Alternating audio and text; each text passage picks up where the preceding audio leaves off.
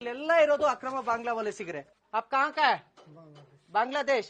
कितना साल हुआ भारत में आके? 1 साल हुआ। आप बैठिए सभी 1 मिनट। आप कहाँ का है सभी?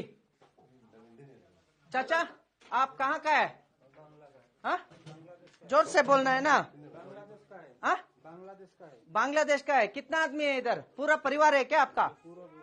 पूरा परिवार है।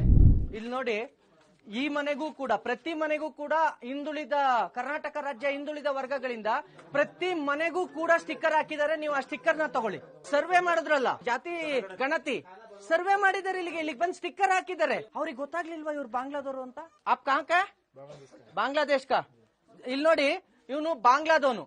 ಬಾಂಗ್ಲಾದಿಂದ ಇಲ್ಲಿಗೆ ಬಂದು ಇಲ್ಲಿರೋರೆಲ್ಲ ಯಾರು? वो घर में है ना, वो कौन कौन है? पूरा हमारा आदमी बांग्लादेश का। कौन है? पूरा फैमिली है क्या आपका? फैमिली है। ಇಲ್ಲಿ ನೋಡಿ ಸ್ನೇಹಿತರೆ, ಇದು ಇವಂದು ನಾಮ್ ಕ್ಯಾ ಆಪ್ಕಾ? ನಹೀಂ। ಇದು ನಹೀಮ್ದು ಬಾಂಗ್ಲಾದೇಶದ್ದು ಡ್ರೈವಿಂಗ್ ಲೈಸೆನ್ಸ್. ಅವನು ಬಾಂಗ್ಲಾದೇಶದಲ್ಲಿ ಕಟ್ಟಿರ್ತಕ್ಕಂತ ಎಷ್ಟನೇ ತಾರೀಕು? 2 ಸೆಪ್ಟೆಂಬರ್ 2019 ಪೇ ಮಾಡಿರೋದು ಬಾಂಗ್ಲಾದಲ್ಲಿ. ಆಮೇಲೆ ನಿಮಗೆ ಇನ್ನೂ ತೋರಿಸ್ತೀನಿ. आपका बर्थ सर्टिफिकेट था ना इधर? ये नहीम का बर्थ सर्टिफिकेट बांग्ला का, ಬಾಂಗ್ಲಾದೇಶದ್ದು ಬರ್ತ್ ಸರ್ಟಿಫಿಕೇಟ್ ಇದೆ. ಭಾರತದಲ್ಲಿ ಇವನಿಗೆ 2 ಆಧಾರ್ ಕಾರ್ಡ್ ಸಿಗುತ್ತೆ. ಇದರಲ್ಲಿ ಬೇರೆ ನಂಬರ್ ಫೋನ್ ನಂಬರ್, ಇದರಲ್ಲಿ ಬೇರೆ ಫೋನ್ ನಂಬರ್.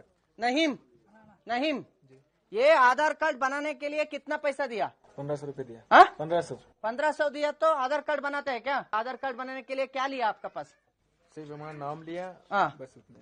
साइन किया है, फिंगर दिया है। ये एड्रेस कौन दिया? ये एड्रेस में बनाओ बोल के कौन दिया? ये एड्रेस जो बनाया वही दे दिया। वही बनाया ನೋಡಿ.